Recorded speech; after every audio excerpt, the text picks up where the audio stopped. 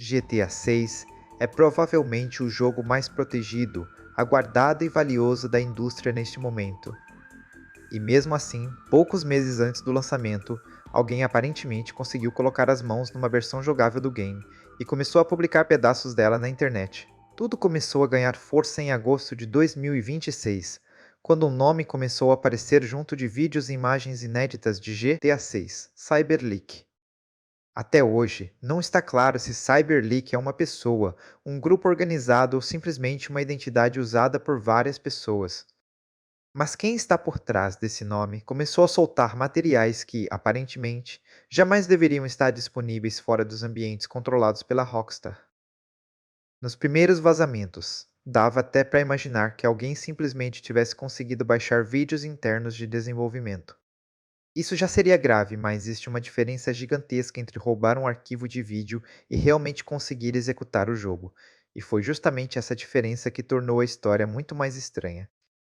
Em um dos vídeos divulgados, Jason, um dos protagonistas de GTA 6, aparece pilotando um avião biplano. Depois, o jogador desce, pega uma arma e começa a disparar contra uma parede até formar uma palavra com os buracos das balas: Leak. Pode parecer só uma provocação, mas aquele detalhe tinha uma função muito específica. Um vídeo pré-gravado roubado da Rockstar dificilmente teria exatamente uma sequência personalizada feita para responder às pessoas que estavam questionando o vazamento. Ao controlar Jason e escrever o próprio apelido dentro do jogo, Cyberleak estava basicamente tentando mostrar: eu não tenho só vídeos, eu consigo jogar isso aqui. Isso não significa, como algumas publicações chegaram a sugerir, que ele necessariamente tenha todo o código-fonte de GTA 6. Uma build executável e o projeto completo usado pelos desenvolvedores são coisas diferentes. Mas ter acesso a uma versão funcional de um dos jogos mais protegidos do planeta antes do lançamento já transforma o caso numa violação de segurança gigantesca por si só. E os vídeos não pararam aí. Outros materiais supostamente mostraram Jason dirigindo, praticando atividades físicas, lutando contra NPCs e explorando sistemas que ainda não haviam sido apresentados oficialmente. Também apareceu uma imagem que seria uma versão do mapa completo de Leonida. Alguns trechos pareciam mostrar mecânicas mais próximas de RPG, mudanças de atributos do personagem e detalhes adicionais nos veículos, incluindo combustível e manutenção. Só que existe um detalhe importante aqui: tudo isso vem de material não autorizado e aparentemente de uma versão ainda em desenvolvimento. Uma mecânica que aparece num vazamento pode ser removida, refeita ou funcionar completamente diferente no jogo final. É exatamente por isso que avaliar a qualidade de GTA 6 com base nesses vídeos é complicado. O que está vazando não necessariamente representa aquilo que vai chegar às lojas em novembro. Mesmo assim, a legitimidade do material começou a parecer cada vez mais provável por outro motivo. Cópias dos vídeos começaram a receber pedidos de remoção por direitos autorais. Isso, sozinho, não é uma confirmação oficial da Rockstar de que cada frame seja verdadeiro, mas é um sinal importante. A Take-Two claramente está tratando a circulação desse material como um problema real. E aí começa a pergunta mais interessante dessa história: como alguém conseguiu chegar tão longe? Até agora, não existe uma explicação pública e comprovada de como Cyberleak conseguiu esses arquivos. Então qualquer resposta definitiva seria invenção. Mas o histórico da própria Rockstar mostra que, para causar um desastre desse tamanho, nem sempre é necessário descobrir alguma vulnerabilidade absurda digna de filme. Às vezes, o ponto mais fraco de uma empresa gigantesca é simplesmente uma pessoa. Em 2022, a Rockstar sofreu outro vazamento monumental de GTA 6. Aproximadamente 90 vídeos de uma versão muito inicial do game apareceram na internet. Depois, o caso foi ligado ao hacker Erion Curtad, integrante do grupo Lapsus. Naquele ataque, o acesso a sistemas internos e ferramentas de comunicação da empresa teve um papel central na invasão. Esse caso anterior é interessante, porque o Lapsus ficou conhecido justamente por explorar engenharia social. Em vez de passar meses quebrando criptografia, grupos desse tipo podem tentar conseguir credenciais de funcionários, enganar pessoas envolvidas com a empresa ou aproveitar acessos legítimos que foram comprometidos. É muito menos cinematográfico do que uma tela preta cheia de código verde, mas pode ser muito mais eficiente. E uma empresa como a Rockstar não é formada apenas por algumas centenas de desenvolvedores trabalhando num único prédio. Um jogo da escala de GTA envolve funcionários, equipes externas, empresas terceirizadas, localização, testes de qualidade, infraestrutura online, distribuição e parceiros de plataforma. Quanto maior essa cadeia, maior também é a quantidade de lugares em que informação sensível precisa circular. Uma hipótese, portanto, seria o comprometimento de alguma conta com acesso a arquivos internos. Outra possibilidade seria uma máquina usada para desenvolvimento ou testes. Também existe a chance de uma build ter sido compartilhada com algum parceiro e vazado a partir desse ambiente.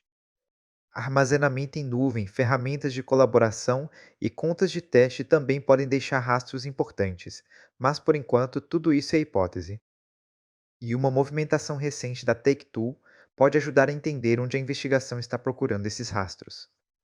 A empresa pediu à justiça americana que Microsoft e Discord forneçam informações relacionadas a contas envolvidas na divulgação dos vazamentos. No caso da Microsoft, os pedidos incluem informações associadas a contas e serviços como OneDrive e Xbox. No Discord, o objetivo também é obter registros que possam ajudar a identificar quem estava por trás de determinados usuários ligados à distribuição do material. Isso não quer dizer que GTA 6 necessariamente foi roubado do Xbox, do Discord ou do OneDrive. É uma distinção importante. Uma plataforma usada posteriormente pelo invasor para armazenar, transferir ou conversar sobre arquivos, também pode guardar dados úteis para a investigação, mesmo que a invasão original tenha acontecido em outro lugar. E esse talvez seja o maior problema para o Cyberleak agora. Na internet, alguém pode esconder o nome real com muita facilidade. Esconder todos os rastros deixados durante semanas ou meses é outra história. Contas podem estar associadas a endereços de IP. Serviços podem registrar dispositivos. Arquivos podem ter passado por provedores diferentes. Horários de login podem se cruzar. Conversas podem conectar uma identidade a outra. E basta um erro operacional para uma investigação inteira começar a apontar para a mesma pessoa. Se você estiver gostando do vídeo, aproveita e já arrebenta naquele botão de se inscrever.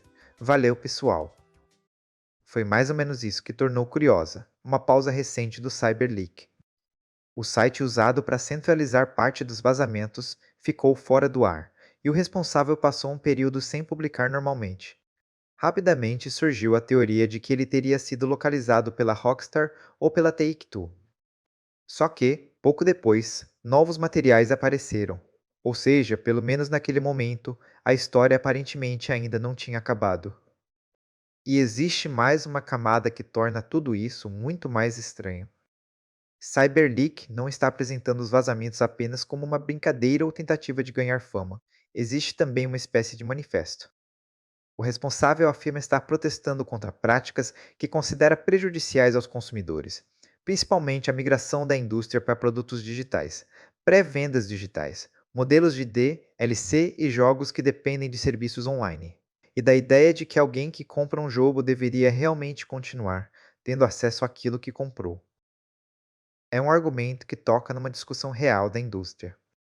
Nos últimos anos, jogadores vêm debatendo cada vez mais o que significa possuir um produto digital, especialmente quando servidores podem ser desligados ou licenças podem desaparecer. O problema é o método escolhido pelo Cyberleak, porque ele não está organizando simplesmente uma campanha ou um abaixo-assinado. Está divulgando propriedade intelectual obtida sem autorização e ameaçando continuar vazando material. E, segundo as mensagens atribuídas ao grupo, outras empresas da indústria também poderiam se tornar alvo caso suas reivindicações fossem ignoradas.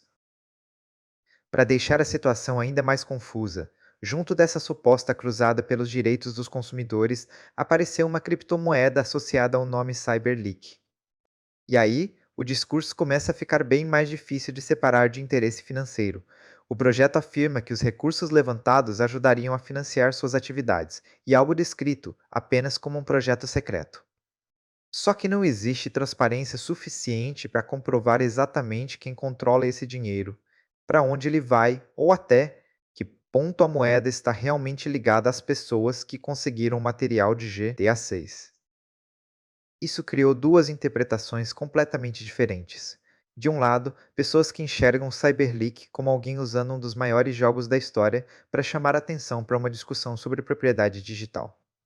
Do outro, gente que suspeita que todo o manifesto possa ser apenas uma narrativa conveniente para gerar atenção, movimentar uma meme coin e transformar arquivos roubados numa campanha de marketing. E sem saber quem realmente está por trás do nome Cyberleak, é impossível afirmar qual dessas versões está mais perto da verdade. Enquanto isso, o dano para Rockstar não precisa nem envolver alguém colocando o GT a 6 inteiro para baixar na internet. O primeiro prejuízo é de marketing. Jogos desse tamanho têm campanhas planejadas durante meses ou anos. Quando outra pessoa começa a publicar o mapa, sistemas e gameplay antes da hora, ela simplesmente arranca esse controle das mãos da empresa. E esse timing foi especialmente ruim, porque a Rockstar marcou uma apresentação oficial para 27 de agosto. Também existe o risco de spoilers. Até agora, boa parte do material divulgado gira em torno de gameplay e sistemas, mas uma pessoa com acesso suficientemente amplo a uma build pode potencialmente encontrar diálogos, missões e informações da história. Para um jogo que passou mais de uma década cercado de segredo, esse provavelmente é um dos cenários que mais preocupa a Rockstar. Existe ainda o efeito financeiro, porque GTA 6 não é apenas mais um produto dentro da Take-Two. GTA V vendeu centenas de milhões de unidades ao longo de sua existência, e GTA Online transformou a franquia numa fonte de receita que continua ativa mais de uma década depois. A expectativa em cima do próximo jogo, portanto, envolve não só vendas no lançamento, mas potencialmente anos de receita futura. E existe uma consequência ainda maior por responsável. O vazamento de 2022 terminou em investigação policial, processo criminal e tribunal. Agora, no caso Cyberleak, a Take-Two já começou a usar mecanismos legais para tentar transformar apelidos de internet em pessoas reais. Os pedidos envolvendo Microsoft Discord mostram que a investigação saiu da fase de simplesmente derrubar vídeos e entrou na fase de procurar informações que possam revelar quem está operando essas contas. Até agora, nenhuma identidade foi confirmada publicamente. Também não sabemos exatamente de onde veio a build, por quanto tempo o Cyberleak teve acesso a ela, se existem outras pessoas envolvidas, ou quanto material ainda permanece em suas mãos. E talvez seja justamente isso que deixe a situação tão incomum, enquanto a Rockstar corre para remover os arquivos e descobrir quem está por trás do vazamento. O responsável continua tentando provar que ainda tem acesso a material que ninguém fora daquele círculo deveria estar vendo.